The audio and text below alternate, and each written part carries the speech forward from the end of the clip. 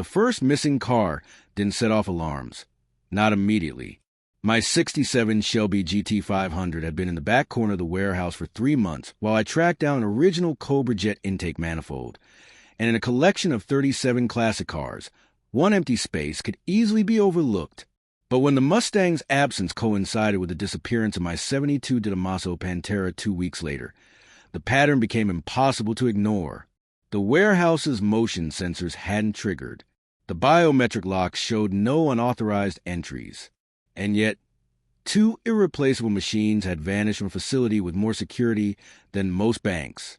That's when I pulled up the exterior cameras from Pantera's last known night on the property. The footage showed a white truck with County Patrol enforcement stenciled on the doors rolling up at 3:17 a.m. 2 men in what looked like police-issue windbreakers stepping out with clipboards. They'd scanned the barcode by the loading door, the one only city inspectors were supposed to have, and strolled inside like they owned the place.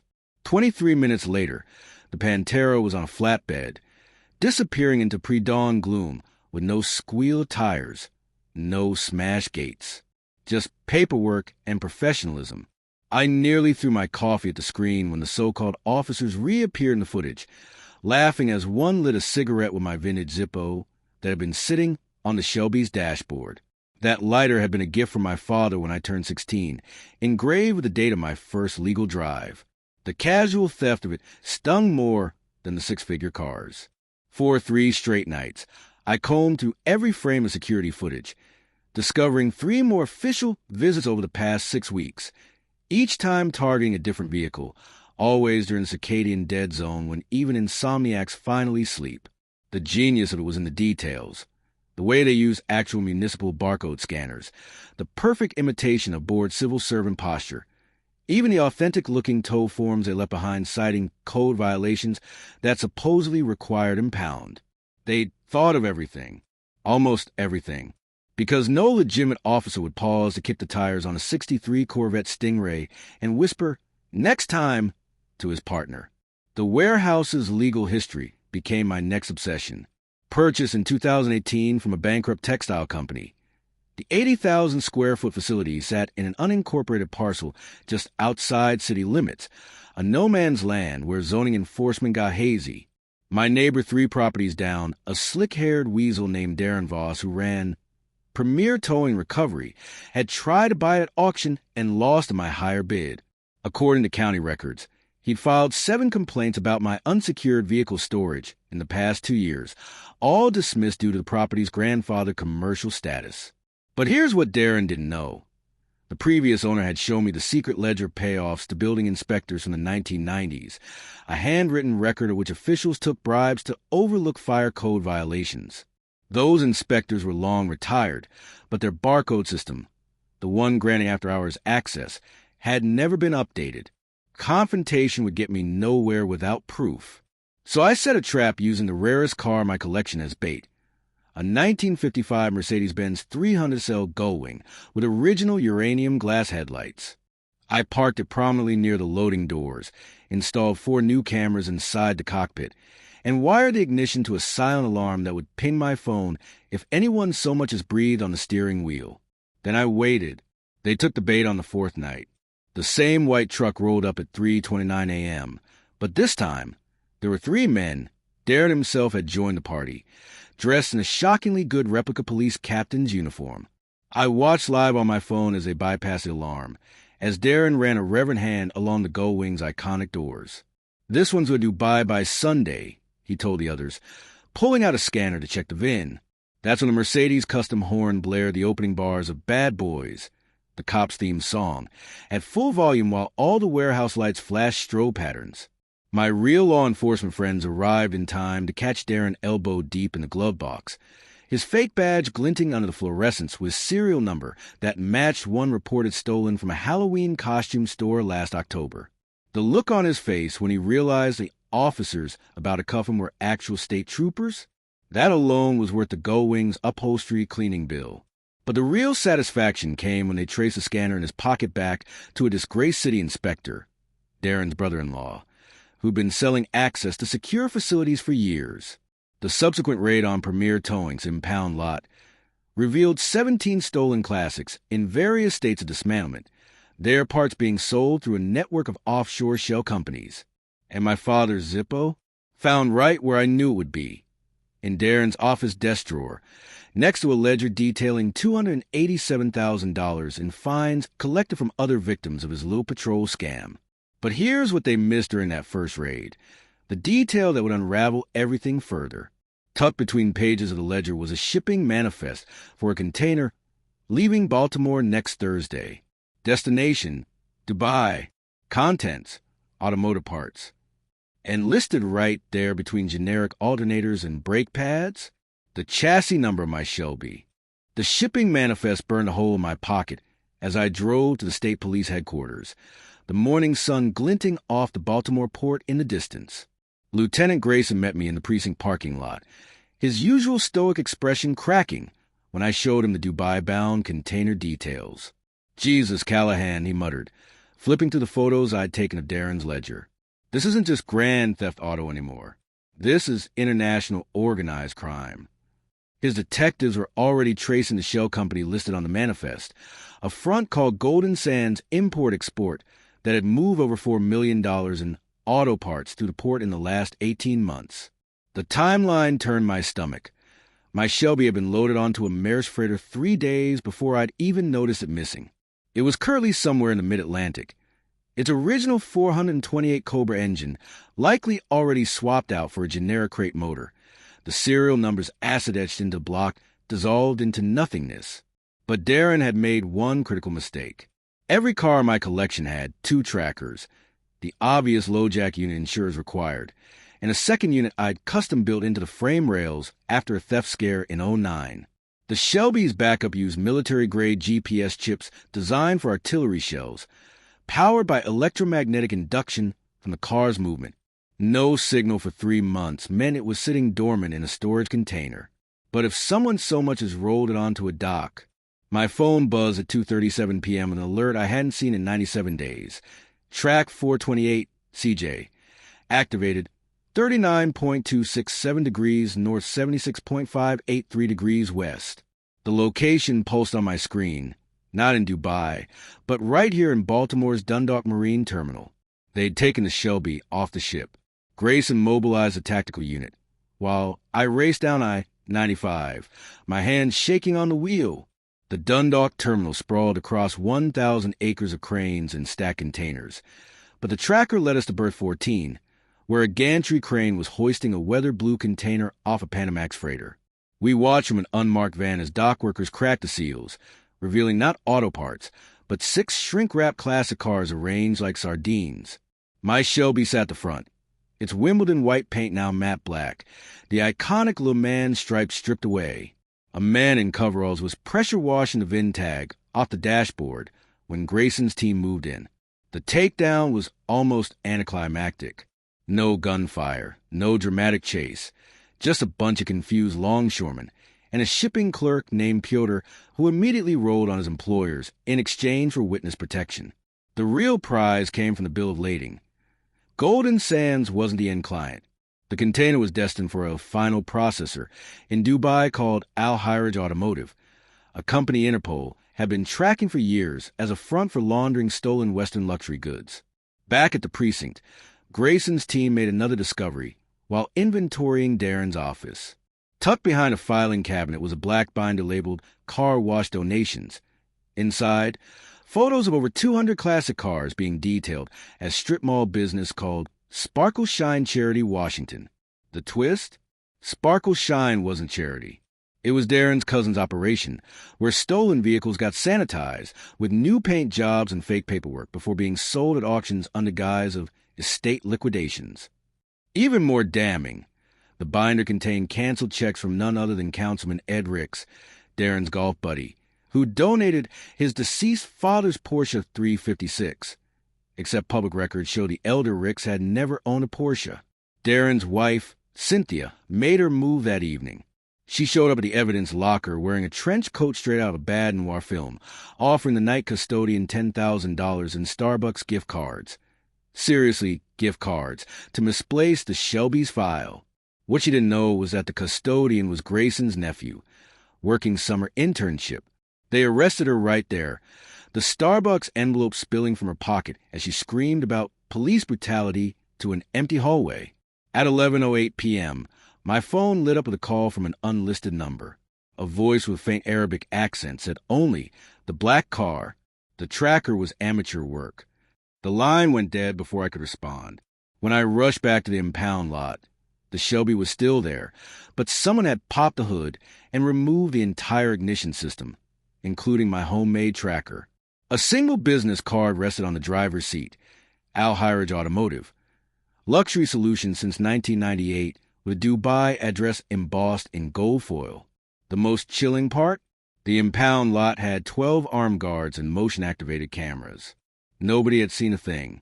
The call from Interpol came at 4:17 a.m., jerking me out of fitful sleep. Agent Raheem Hassan's clipped British accent cut through the static of the international line. "Your Shelby's ignition system turned up in Sharjah," he said, wrapped in a Kuwaiti newspaper dated yesterday.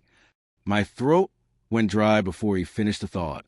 "Mr. Callahan, this means they had someone extracted locally after your discovery. You're dealing with a distributed operation." The photos hit my inbox 10 minutes later. My custom tracker unit laid out on a stainless steel table next to that day's Al-Qaba's Daily.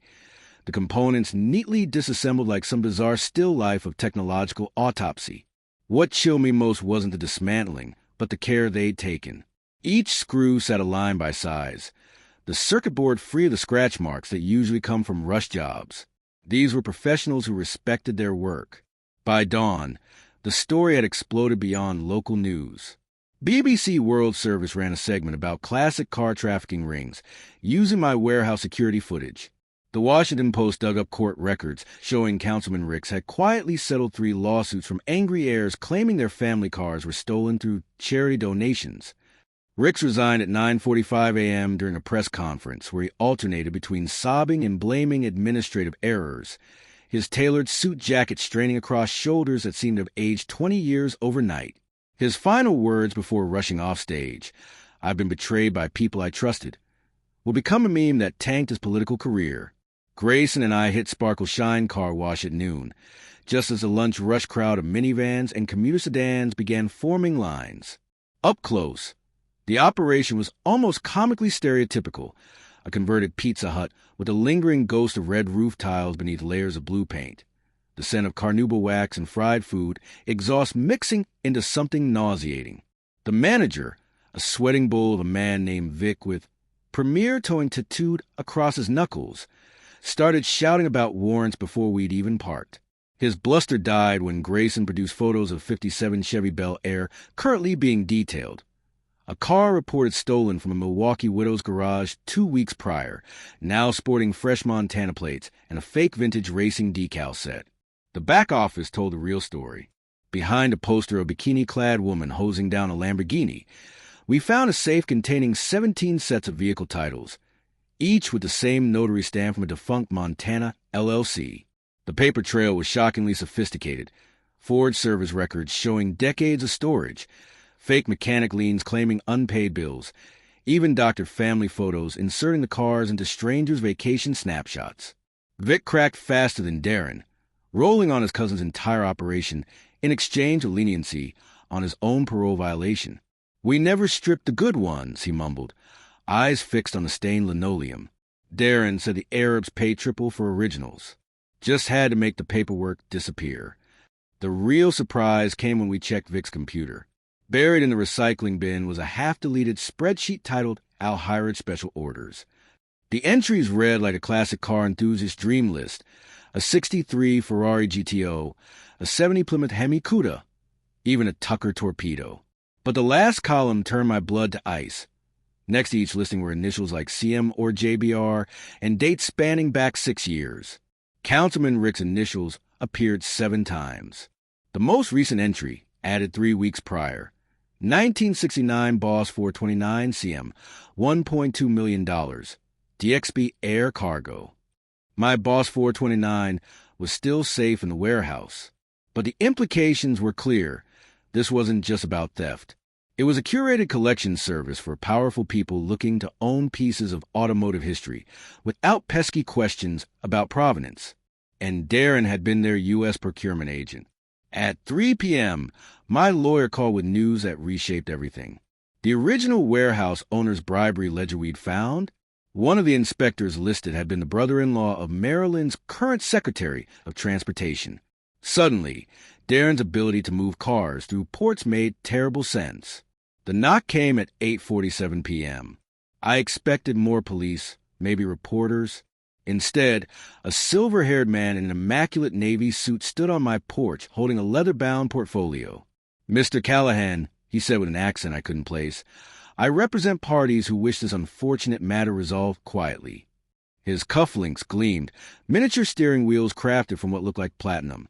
Inside the portfolio was an offer. $3.7 million for all claims related to recent automotive discrepancies, contingent on signing an NDA about Al Hyridge. The document specified the Shelby would be returned within 30 days, refurbished to original specifications. I was still reading when my phone buzzed with a text from Grayson. "Don't answer your door. We have a team en route." Looking up, I realized a man was studying my collection through the window with the appraising eye of a curator. "A man who owns such machines should understand their true value transcends paperwork," he murmured, placing a business card on the hall table.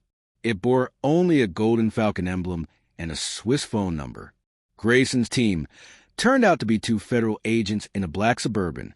They swept the house for bugs, took the portfolio without comment, and left me with one chilling piece of information. The man at my door was on Interpol's watch list for art trafficking. His last known alias? The Curator. That night, I moved the Boss 429 to a storage unit under a fake name. As the garage door rattled down, I noticed something taped to the windshield, a photocopy of the original 1969 Ford factory invoice for that exact car, complete with production line worker's signature. A note scribbled in Arabic at the bottom translated to, "Every masterpiece deserves its provenance." The game had changed. They weren't just stealing cars anymore. They were coming for the stories behind them. The call from Interpol came at 4:17 a.m., jolting me awake with its insistent trill. Agent Vasiliev's clipped British accent cut through the static of the overseas line. "Your Shelby's tracker wasn't destroyed, Mr. Callahan. It's moving through Marseille." The word sent a cold spike of adrenaline through me. They'd kept the GPS unit intact. A taunt. Vasiliev forwarded satellite images showing my stolen car being unloaded from a cargo plane at Meridian Airport, surrounded by armed men in civilian clothes. "Al Hyridge doesn't usually flaunt their acquisitions like this," he said. "They're baiting you." The photos revealed something else. My father's Zippo, the one Darren had stolen, sitting prominently on the Shelby's dashboard like some perverse trophy. Back at the impound lot, daylight exposed what the night had hidden. The thieves hadn't just removed the tracker. They'd disassembled the entire ignition system with surgical precision, leaving the steering column intact but hollowed out like a hunted animal. Lieutenant Grayson ran a gloved finger along the cut wires. Professional work. These weren't chop shop guys. The Al Hyridge card had been dusted for prints, revealing a single parcel belonging to a man named Rafiq Al-Mansour, a Dubai-based logistics consultant with known ties to Middle Eastern arms dealers. The name meant nothing to me until Grayson pulled up his Interpol file. A photo showed Al-Mansour shaking hands with none other than Councilman Ricks at last year's Baltimore International Trade Symposium. The Sparkle Shine charity wash turned out to be far more than a front for stolen cars. Federal warrants uncovered a tunnel system beneath the car wash bays, leading to an underground showroom where 15 donated classics sat in climate-controlled splendor, their VINs expertly altered. But the real jackpot was in the office safe, a leather-bound ledger documenting payments to half the city's zoning board, all routed through shell companies linked to Al Mansour's ventures. Darren hadn't just been stealing cars. He'd been running an entire shadow government out of a $10 car wash. Councilman Ricks resigned that afternoon during a tearful press conference, claiming undiagnosed stress had clouded his judgment. His resignation speech lasted exactly 87 seconds before he fled the podium, straight into the waiting arms of FBI agents in the parking garage. They found $200,000 in uncut diamonds sewn into the lining of his overcoat, along with a first-class ticket to Abu Dhabi under an alias. At dusk, I returned to my warehouse to assess the remaining collection. The silence of the cavernous space pressed against my eardrums as I walked the aisles, running my hand along fenders and hoods like a general inspecting troops after a battle. That's when I noticed a fresh boot prints in the dust near the back exit. Not the tactical boots of police or thieves, but expensive Italian loafers. The motion sensors hadn't triggered. The biometric locks showed no breaches. Yet there, propped against my '69 Camaro Z/28, sat a manila envelope with Dubai postmark. Inside were 3 items. A photo of my Shelby parked outside a Marseille nightclub, my father's Zippo now wedged under the windshield wiper like a parking ticket. A bill of sale transferring ownership of the car to a private collector for $1.2 million, signed by Darren Voss from his jail cell. A handwritten note in perfect English. The tracker was a gift. Follow it. The GPS app on my phone still showed the Shelby's location, now stationary in a Marseille warehouse district. Vasiliev confirmed French authorities had eyes on the vehicle, but warned against interference. Al-Hajraj operates with impunity overseas, he said. That car's a ghost now. I spent the night tearing apart the warehouse's security system, searching for how they'd breached it. The answer came at sunrise. A $15 device called an injector wired into the fire alarm panel, allowing remote access to all electronic locks.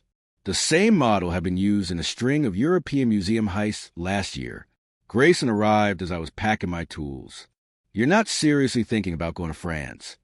I didn't answer, just slid the manila envelope across the workbench. He scanned the contents, his jaw tightening. This is an Interpol matter now, Callahan. That car's gone. Maybe he was right. But as I drove home past Sparkle Shine's boarded-up storefront, one detail nagged at me. Why leave the tracker active? Why show me the car in Marseille instead of crushing it? And why stage that photo with my father's lighter so prominently displayed? The answer came at 3 a.m. when my laptop pinged with an encrypted email from an anonymous sender. No text, just an attachment. Blueprints of Marseille warehouse where my Shelby sat, with one room circled in red. The file name said it all. Come get your things.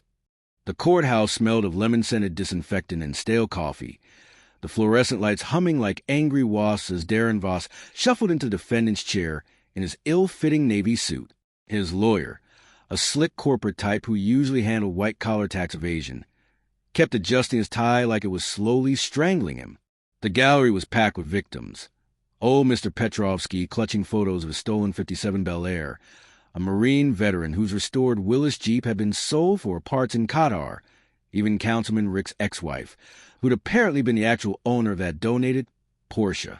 The air conditioning couldn't compete with the collective body heat of 50 people leaning forward as the prosecutor stood. The state will prove, she began, tapping a stack of binders, that this was never about cars. It was about a $4.3 million international laundering operation disguised as a tow company. She clicked a remote, and the screen displayed a flowchart connecting Sparkle Shine Car Wash to shell companies in Malta, a Dubai-based luxury dealership, and, most damning, 3 deposits into Councilman Rick's offshore account totaling $287,000. Darren's knuckles went white around his chair arms. The smoking gun came from an unexpected source. Piotr, the shipping clerk, now sporting a fresh FBI-issue haircut and a wiretap transcript. He testified how Darren had bragged about owning half the port inspectors, describing a midnight meeting where they'd use a forklift to drop a shipping container on a whistleblower's Toyota. He said, "Crushed cars tell no tales," Piotr muttered, avoiding Darren's venomous stare. Then it was my turn. I laid out the warehouse security footage, the tracker data, even the Zippo serial number matching my father's insurance records. But what really sealed it was a notebook we'd found taped under Darren's desk, a meticulous log of every stolen car, its new VIN, and which official had been paid to look the other way. Page after page of greased palms, all in his cramped handwriting. The sentencing hearing lasted 7 minutes. 15 years for racketeering, 7 for grand theft auto, 3 for impersonating law enforcement. Darren's wife got 18 months for obstruction. Councilman Ricks resigned before the handcuffs clicked, his plea deal netting him 5 years in a minimum security club fed.